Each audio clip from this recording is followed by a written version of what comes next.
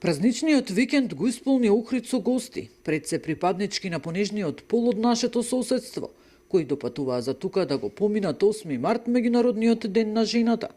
Туристите го искористија убавото сончево време за прошетки низ стариот дел на градот, кеот на Охридското езеро и чаршијата, а не изостануваат ни традиционалните забави по охридските кафулиња, ресторани и хотели.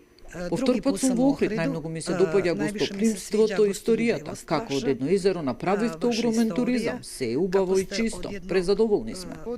По втор пат сум тука и јас, многу ми се допаѓа, задоволна сум од вашата љубезност. Ние многу сакаме да празнуваме и одмараме, така што Охрид многу го сакаме овој народ, многу е пријатен и гостопримлив. Не е скапо, доаѓаме и во сезона и вон сезона, секој можен празник сме тука во Охрид. За денот на жената во Охрид се нудат бројни екскурзии со посета на културно-историските споменици со акцент на богатата понуда. Ние ова секоја година го правиме на различни локалитети, пример некогаш било на заливот на Коските, Самуилова тврдина, Антички театар, денеска се наоѓаме пред катедралата Света Софија, пред се да ги потенцираме и културните споменици и природните реткости на Македонија кои се атрактивни за посетата на туристите.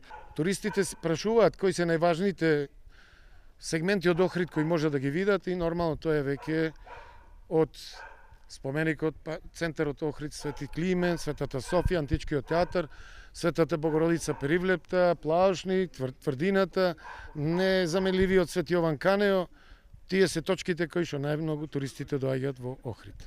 За овој 8 мартовски викенд најбројни туристи ни се екс-Југославија. Туристичките работници покрај овој викенд голем наплив на гости очекуваат и за великденските празници. Нина Аритоновска, Сител телевизија.